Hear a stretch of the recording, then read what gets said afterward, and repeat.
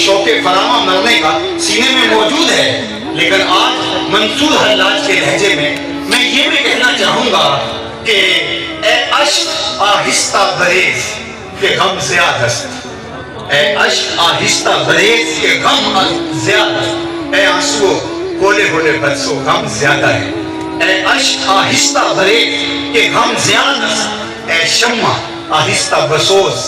के शब दराज़स्त,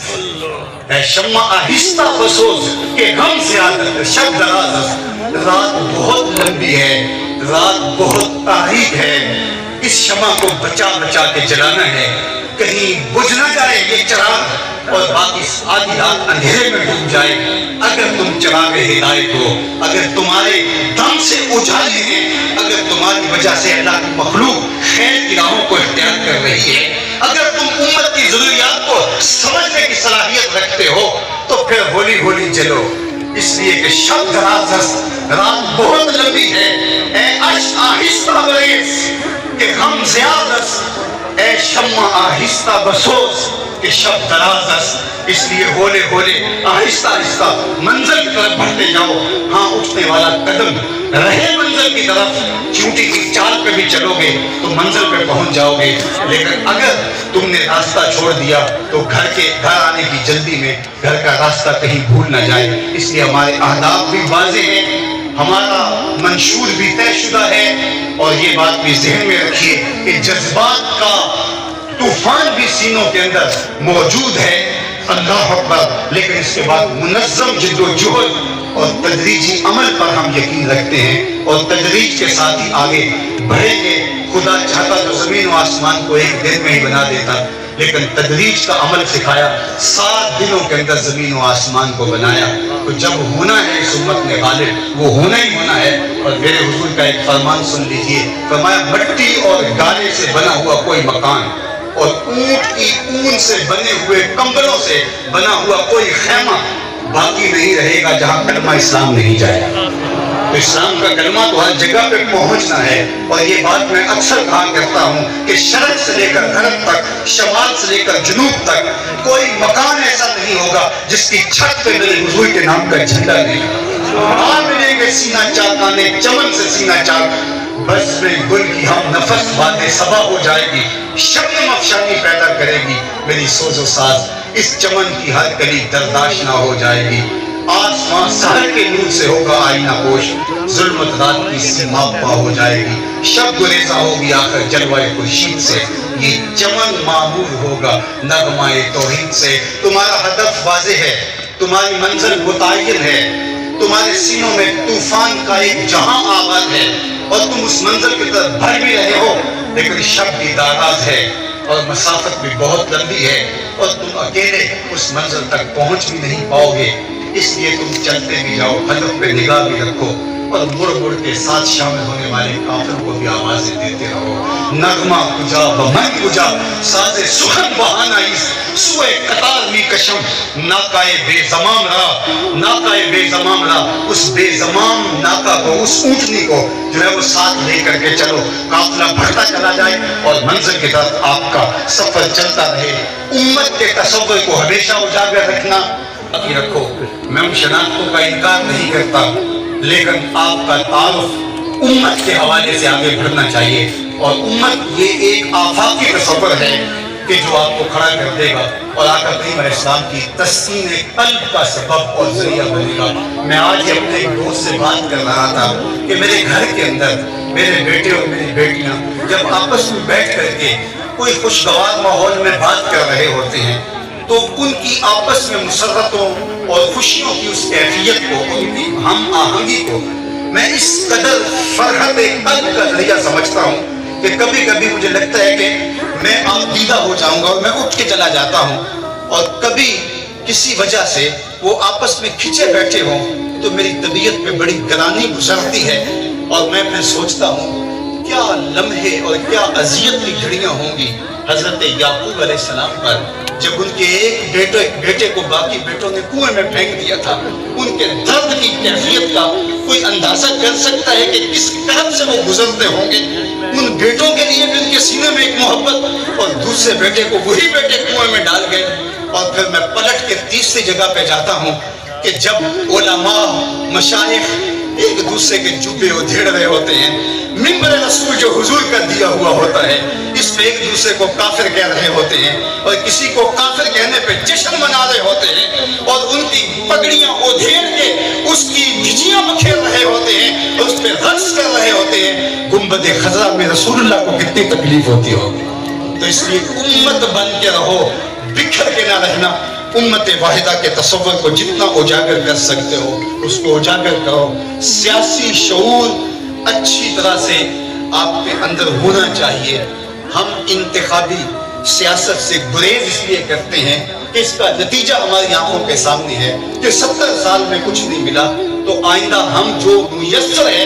وہ ہم جب جو کر رہے ہیں وہ بھی کیوں چھوڑ بیٹھے۔ دو طرح کے طبقے ہیں، ایک طبقہ ہمیں جب کبھی ملتا ہے تو بڑی ہمدردی سے کہتا ہے کہیں سیاست میں نہ آ جانا، فلاں فلاں ضائع ہو گیا، آپ نے ضائع ہو جانا، تو ہم ان کو کہتے ہیں بے فکر رہیے۔ اور ایک طبقہ اور ایک قسم کے لوگ ملتے ہیں تو وہ کہتے ہیں جناب آپ کا حق ہے کہ آپ میدان عمل میں اتریں،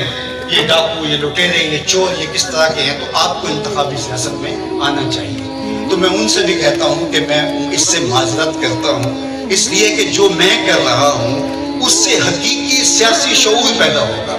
رجال کار پیدا ہوں گے، افراد سازی کے عمل سے ہم گزر رہے ہیں،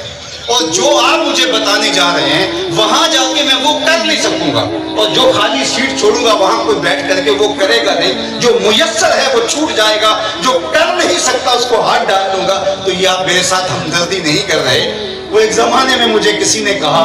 کہ آپ ضرور آئیے، اور بڑی ہی محبت کا اظہار کیا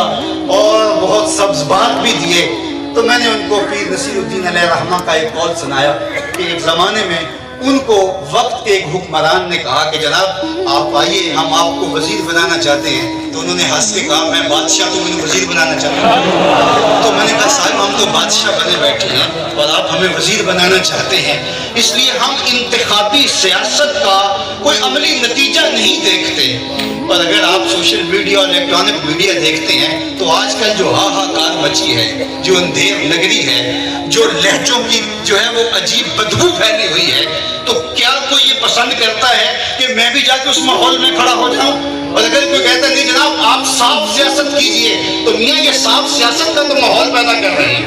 یہ رجال کار ہی کو پیدا کر رہے ہیں۔ باقی یہ آرزو کہ آپ آئیں، میاں میری یہ آرزو نہیں ہے کہ میں آؤں، وہ ماحول پیدا کرنا چاہتا ہوں کہ کوئی آئے، اس کے لیے کوئی راستہ، کوئی بنیادیں تو کھود جائے، کوئی راستے کے اندر سے پتھر تو ہٹا دے۔ سب نے یہ کہا کہ میں آؤں گا، لیکن راستے کے اندر پتھر پڑے تھے، ہمارا مشن ان پتھروں کو ہٹانا ہے، ان نوکدار کانٹوں کی جو ہے وہ کمر توڑنا ہے، راستے ہموار کرنا ہے، اور ہم نے دیر تک اس کام کی طرف جانا ہے۔ اے شمع آہستہ بسوز کہ شب دراز است، اے شمع آہستہ بسوز کہ شب دراز است، اے عشق آہستہ بریز کہ غم زیاد است، سینوں میں طوفان ہے قلبی کل میچل رلوت افتراق، میرا سینہ جل رہا ہے ہنڈیوں کی طرح، میرا بھی جی چاہتا ہے کسی دیوار سے ٹکرا جاؤں۔ ان حالات میں کیا کوئی دیکھ سکتا ہے کہ رسول اللہ کی امت کاٹی جا رہی ہو، بچے ذبح کیے جا رہے ہو فلسطین میں، کشمیر میں، لیکن کیا اس کا علاج میرے پاس سیاست کے میدان میں چھلانگ لگا دینی ہے جہاں ٹانگیں تڑوا بیٹھوں اور جو میسر ہے وہ بھی نہ کر سکوں؟ میں جو کرتا ہوں میں شعوری طور پہ کھڑا ہوں، میں جہاں کھڑا ہوں دلیل سے کھڑا ہوں، میں جہاں کھڑا ہوں میں پورے تیقن کے ساتھ کھڑا ہوں، منزل اور ہدف میری نگاہوں کے سامنے ہے، میں آہستہ آہستہ بڑھتا چلا جاتا ہوں، لیکن منزل کی طرف میری سیر ہے۔ ہمارا نرم رو قاصد پیام زندگی لایا، ہمارا نرم رو قاصد پیام زندگی لایا، خبر دیتی تھی جن کو بجلیاں وہ بے خبر نکلے،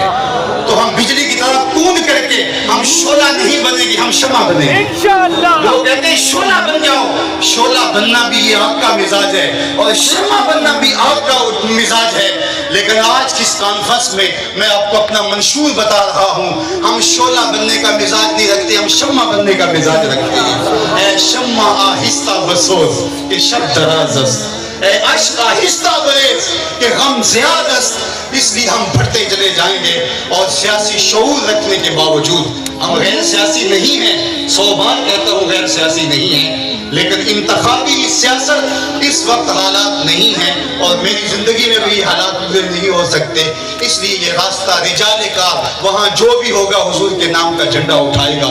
اللہ اکبر، آگے بڑھیے، تعلیم، تبلیغ، قیام امن، نظام عدل، اس کے ذریعے سے ہم آگے بڑھیں گے۔ وقت سمٹ گیا، تصور طریقت ہمارے ہاں ہر کی ہے۔ اقبال نے کہا تھا کہ میں اس تصوف کا قائل ہوں جو ہر کی ہے۔ یاد نذرانے میں بھی تو آپ سے لے سکتا ہوں، آپ وہ ٹھکو شاہ اور مکو شاہ کو اور گوگے شاہ کو نذرانے دیتے ہیں، تو کیا میں مانگوں گا تو آپ مجھے نہیں دیں گے؟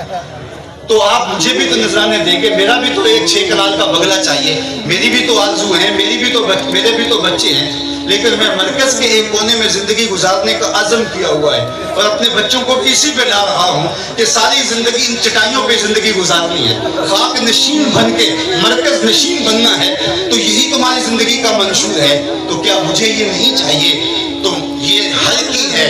وہ فقر قرآن احتساب ہست و بود، نئے رباب و مستی و رقص و سرور، فقر اریاں گرمی بدر و حنین، فقر اریاں بانگ تکبیر حسین، فقر بیدار، فقر زندہ، ڈھونڈ وہ فقر کی جس کی اصل ہو حجازی، وہ حجازی فقر کی پاسبانی ہم نے کرنی ہے۔ میرا سبوچہ غنیمت ہے اس زمانے میں،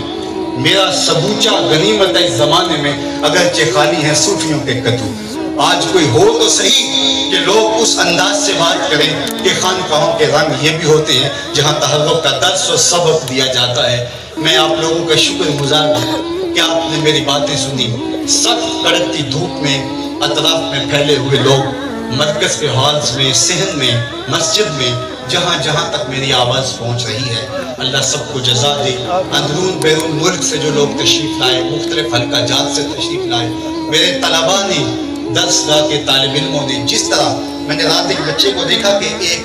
جو ہے وہ ایک نوجوان طالب علم کو دیکھا جو شاید منتہی کلاس کا طالب علم تھا، کہ ایک 8-10 سال کے بچے کی خدمت جو ہے وہ اس کے سامنے یوں ہاتھ باندھ کے کھڑا ہوا تھا اس کی خدمت کے اندر۔ تو میرا دل دعائیں دیتا ہے اللہ آپ کو امت کا اثاثہ بنائے، آپ کو حضور کی امت کے لیے منتخب کرے۔ تم عالم دین بنو لیکن روٹیاں مانگنے والے نہیں، تم عالم دین بنو ممبر کی حرمت کو بیچنے والے نہیں، تم عالم دین بنو محراب کے تقدس کو پامال کرنے والے نہیں، تم وہ عالم دین بنو کہ جس پہ رسول اللہ بھی قیامت کے دن ناز کرے کہ یہ میری امت کا عالم ہے، جس کے بارے میں کہا تھا علماء امتی کا انبیاء بنی اسرائیل۔ اللہ آپ کو اس درجے پہ لے جائے اور وہ مقام آپ کو عطا فرمائے۔ یہ کارکن، یہ محنت کرنے والے لوگ، حلقہ جات کے ذمہ دار، ہمارے مبلغین، اللہ